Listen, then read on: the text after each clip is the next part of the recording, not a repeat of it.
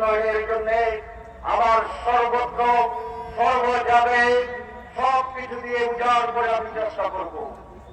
আমি গুরুত্ব দিয়েছিলাম এমন কিছু উন্নয়নের জন্য যেগুলো সাধারণভাবে সকল সংসদ সদস্যের পক্ষে করা সম্ভব হয় না, বড় বড় প্রজেক্টগুলো করার চেষ্টা করছিলাম। যেমন আজকে যেটা আমরা বসে আছি, এইটা একটি পৌরসভা। এই পৌরসভা আমার সময় করা হয়েছিল, এইটি বাংলাদেশের এখন 1 নম্বর পৌরসভা। আমি গুরুত্ব দিয়েছিলাম হাসপাতালকে আধুনিক এবং বৃহৎ করার জন্য। 25 শয্যা হাসপাতাল আমার সময়ে 50 শয্যা হাসপাতালে রূপান্তরিত হয়েছিল। আমার সময়ে সেখানে কালিকাপুরে একটি অচল হাসপাতাল ছিল, আমি সেটাকে চালু করেছি, আপনারা জানেন।